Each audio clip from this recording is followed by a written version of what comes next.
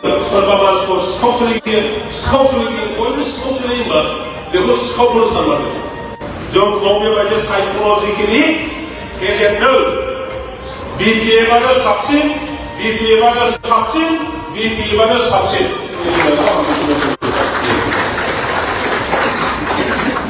गिबियावनो नोंथांमोनखौ आंनि इउटुब चेनेलाव सोंनो बरायबाय दिनैनि भिडिअआ जोबोद मोजां आरोना टपिकआ दिनैनिया जोबोद मोजां जे बिटिसि आरो बिटिआरनि गेजेराव मा फाराग दङ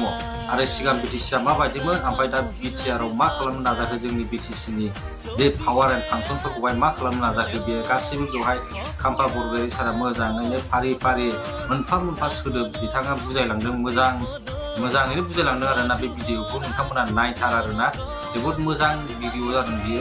खाम्फा बरगयारि सारनि आरो नोंथांमोना इउपिपिएल आरो गासिबो सुबुंफ्रानो रायजो राजाफ्रानो बे भिडिअखौ नायनांगौ होननानै आं सानो मानो होनबा दिनैहाय जोंनि बिटिसिआ खैफोदाव दङ आरोना बेनि थाखाय नोंथांमोना बे भिडिअखौ नाय आरो बे भिडिअनि गेजेरजोंहाय बुजिनो नाजा नोंथांमोना भिडिअखौ नायलांबानो जाबाय हाग्रामा महिलानि देबे हनाय কৈছে অকল তিনিটা কথা যে বিটিসি আমি শান্তি বিচাৰো শান্তি বিটিসি আমি একতা বিচাৰো বিভিন্ন জাতি গোষ্ঠী ধৰ্মাৱলম্বীৰ মাজত একতা যেতিয়া শান্তি আহে যেতিয়া একতা হয় তেতিয়াহ'লে আমি এই অঞ্চলৰ বিটিছত উন্নয়নৰ কাম কৰিব পাৰো আমাৰ প্ৰগতি লাগে ইয়াৰ কাৰণে শান্তিৰ কথা কৈছে একতাৰ কথা কৈছে প্ৰগতিৰ কথা কৈছে আৰু সঁচা সঁচিকৈ বিপিএফ দলৰ শাসনকালত আমি কি কাম কৰিলো যি অঞ্চলত এটা বছৰ নহয় 5টা বছৰ নহয় 10টা বছৰ নহয় বহু বছৰ 30 বছৰ 40 বছৰ আন্দোলনৰ সন্মুখীন হ'ব লগা হৈছিল অশান্ত এটা পৰিস্থিতি আহিছিল কিন্তু যেতিয়া বিটিসি গঠন হ'ল মহিলাৰী দেৱে যেতিয়া চিফ হ'ল প্ৰত্যেক জাতি গোষ্ঠীক এই বিপিএফ দল ৰাজনৈতিক দলৰ আধাৰত আনি পেলাই সকলো জাতি গোষ্ঠীৰ উন্নয়নৰ যেতিয়া কাম কৰিল প্ৰত্যেক ভাষা ভাষী ল'ৰা ছোৱালীৰ কাৰণে শিক্ষাৰ কাৰণে যেতিয়া ব্যৱস্থা কৰি দিলে আমাৰ অঞ্চলত যিমান কৃষক আছে সেই কৃষকসকলৰ কাৰণে খেতি পথাৰত পানী যোগান দি দিলে ল'ৰা ছোৱালী পঢ়িবৰ কাৰণে এলপি স্কুলৰ পৰা আৰম্ভ কৰি Bodoland university CIT engineering college medical college ইত্যাদি বনাই দিলে কোনো ঠাইত যাবলৈ ৰাস্তা ঘাট নাছিল দলং নাছিল ভিতৰুৱা অঞ্চলবোৰতো গাড়ী চলাব পৰা পিচ ৰাস্তা যেতিয়া বনাই দিলে হাতমা মহিলাৰী দিলে আই নদীৰ নিচিনা নদী গৌৰা নদী বড়োলেণ্ডৰ যিমান ডাঙৰ ডাঙৰ নদী আছে তাৰ ওপৰত যেতিয়া ব্ৰিজ বনাই দিলে দলং বনাই দিলে নিজৰ উৎপাদন ধান খেতি কৰে আমি সৰিষা খেতি কৰে এইবোৰ বেচিবৰ কাৰণে আমাৰ কোনো বজাৰ কৰা বস্তু নাছিল পথাৰত লৈ গৈ বেচিব লগা হৈছিল কিন্তু এতিয়া প্ৰত্যেক জাগাত আমি কৃষকসকলৰ বজাৰৰ কাৰণে আমি যেতিয়া বজাৰৰ নিৰ্মাণ আমি কৰি দিলো এই গোটেই কৰ্মটো দেখি পেলাই বিটিসি বাকী বিপিএফ দলৰ নেতাসকলৰ প্ৰতি আস্থা আহিছে বিশ্বাস करंदों जोंनि हाग्रामा महिलानि बिथां आरो बिथांनि सिङाव थानानै जाय दैदेनगिरि बिथांमोना रायजो राजानि खामानि मावदों बेखौ नुनानै बयबो बिश्वास खालामदों जे बिपिएफ दलनि दैदेनगिरिफ्रानो थिग নিজৰ আদৰ্শ ভাল আদৰ্শ ভাল নীতিৰ কথা কোৱা অন্য দলসকলৰ কৰ্মটো আপোনালোকে চাওক পৰিৱৰ্তনৰ নামত ইউপিপিএল দল 15 বছৰ বিপিএফৰ লগত যুঁজি হাৰি অপমানিত অনুভৱ কৰা সেই দলৰ নেতাসকলে যোৱা ইলেকশ্যনত আমাৰ জনসাধাৰণক যেনেকে গোৱা প্ৰতিশ্ৰুতি দি পেলাই আজি শাসন কৰিলে এই 3 বছৰ শাসন কালত তেখেতসকল বস্তু হোক কিংবা একটা পলিসি হোক কোন একটা বস্তু থেকে সকলে দায়িত্ব দিব নোৱাৰিলে রাইজে আশা কৰা কোনো একটা বস্তু থেকে সকলে প্রধান কৰিব নোৱাৰিলে নিজে কথা দিয়া কথা পরে এটাও রাখিব নোৱাৰিলে ইয়াৰ কাৰণে ৰাইজে এতিয়া সেই পৰিৱৰ্তনৰ চৰকাৰ ইউপিপিএল চৰকাৰটো 100% ঘৃণা কৰিছে আৰু তেখেতসকলৰ আগন্তুক যিকোনো নিৰ্বাচন হওক এমপি নিৰ্বাচন হওক এমএলএ হওক বিটিচি হওক সকলো ভোট দিব কাক ভোট দিব ইউপিপিএলক যদি ভোট নিদিয়ে ইউপিপিএল যদি ভোট দিয়া হয়তো মিউনিচিপাল थांनाय बाराव जेरैबायदि परिबर्तननि नामाव गोबां बुस्थु होगोन न'खर न'खर साख्रि बायदिसिना बुंबाय माबा मोनसे बुस्थु होफैनो हाबाय नामा बोसोरथाम जाबाय आबौमोन बोसोरथाम सासेबो साख्रि होनो हायाखै आरो न'खर न'खर साख्रि होनो होनदोंमोन 17 बोसोर जाफ्लबाय जाफ्लनायखौ नुदोंमोन जोंखौ स्ल'गान होयै होयै बिथांमोना दिनै गावसोरनो राजा जाबाय गावसोरनो सरकार जाबाय अबावबा दालां बानायोब्ला जोंखौ जाफ्लनाय नुदोंमोन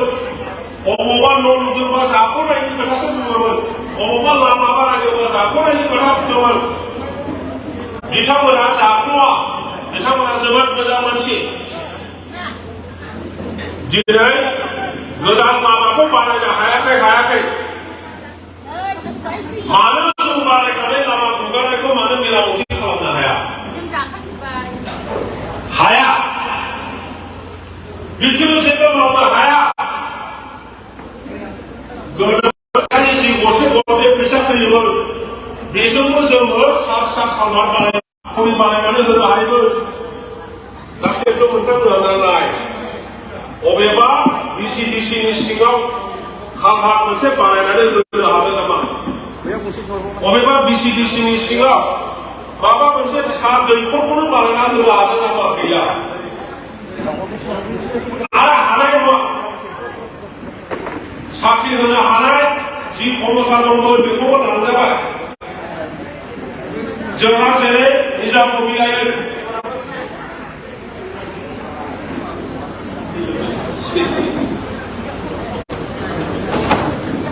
जि जोङो फैसा कालेक्सन खालामनो हायोमोन बिटिसि सरकारा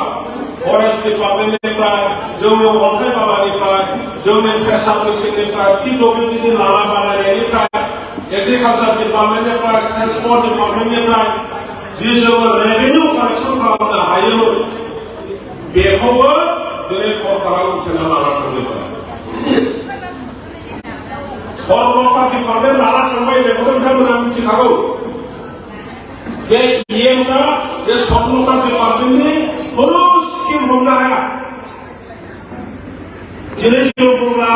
माबोरैखौ जों स्किम मोनगोन होनना बुंगोन नङा बे स्वर्णलता डिपार्टमेन्टनि स्किम बानायग्रा स्किम हमग्रा स्किम इमप्लिमेन्ट खालामग्रा स्किमनि एगेन्स्ट फैसा हरनाया जाहैबाय गासिबो डिसिफोर बिथांमोनहा डिसिनो सिरिपसो लिरना हरनांगौ जे आंनि नैबे स्किमखौबो हमफादों बेबायदिसो जायखिजाया बिटिसिखौ ध्वंस खालामबाय बे खोथाखौ जों बुङोब्ला बिसास खालायो खालाया बे आलादा खिन्थु सारा पृथिबिया मिथिगौ जे बिटिसिया माबायदिमोन हाग्रामानि दिनाव दिनै भारतनि दिनावहाय माबायदि गोदोखो लासिंसिं बयबो नोंथांमोना मिथिगौ नै माबा समष्टि दादोंमोन कन्स्टिट्युन्सि दादोंमोन नङा होमबा जों दाख्लै आन्दलन खालायाखै होमबा जे जोंनो मोननै एमपि नांगौ मा खोथा बेलाय जों मानो आन्दलन खालामनो प्रयजन जाया जोंनि सरकार मोनब्ला जोंनो जेरैबायदि समष्टि नांगौ जों बेखौसो बानायगौमोन दिनै रावबो सानफेराखै रावबो लुबैयाखै क'क्राझाराव जुदि एमएलए समष्टि बानायो इस्ट क'क्राझार वेस्ट क'क्राझार दङ बेखौ मोनसेल' बानायदो क'क्राझार बेनिफ्राय जि वेस्ट क'क्राझार दं जि दतमा बानायदों बेखौ दतमा नाम होदों गसाइगाव थाखागोन परबतजरा जहाँ धुबुरीनिफ्राय गोबां एलेका फैदों परबतजरा एलेका बासबारि एलेका बेखौ लाना मोनसे बानायनांगौ बानायदों दा किन्तु गेजेराव मोनसे कसुगाव बानायनो जोङो होनदोंमोन कसुगाव समस्ति मोनसे बानायनांगौ किन्तु बेखौ बानायाब्लानो मा बानायबाय बावखुंग्रि बानायबाय बावखुंग्रि दा नोंथांमोननि नैबे समस्तिया नोंथांमोननि नैबे बनगावआ दतमाजों थांबा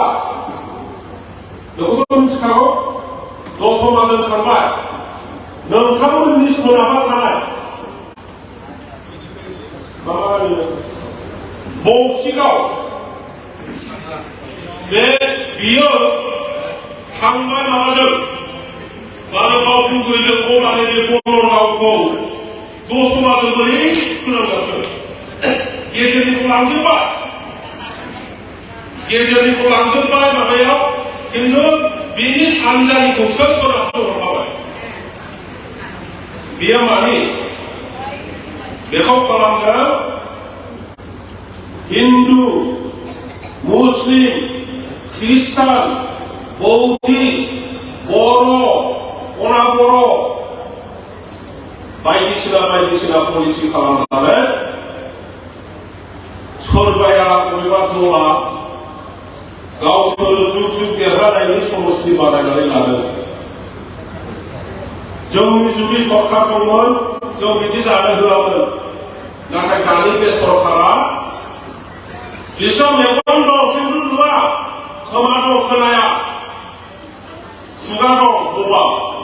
बेबायदि सरकार बियो बेबायदि दैदेनगिरि बिथांमोना बै सोरना दिसपुरनिफ्राय जि बुंदों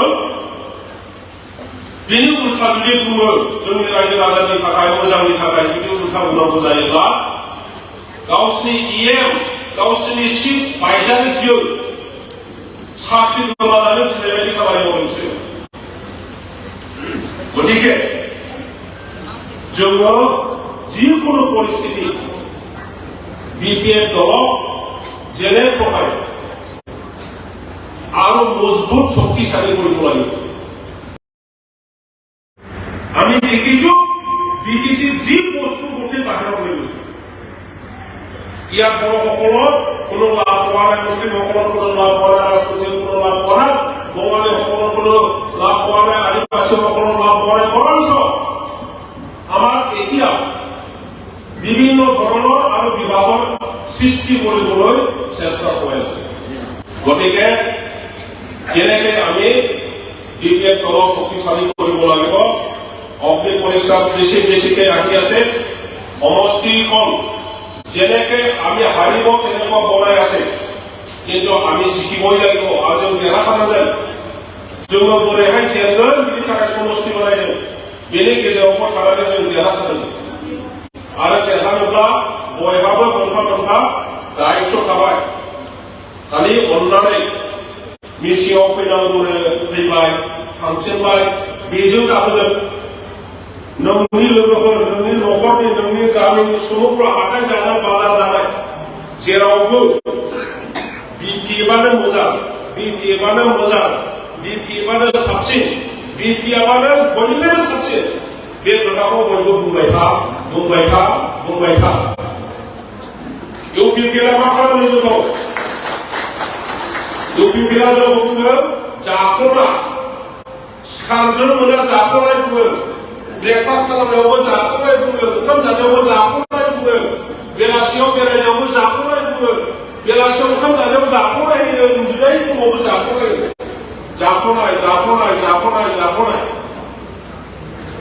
रायजो राजाया जुदि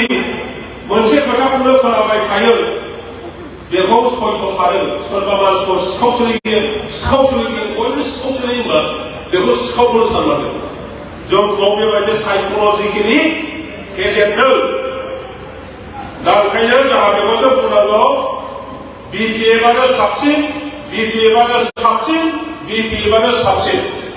बयनिबो गोजोननाय हरनानै आंनि बुंनायखौ आं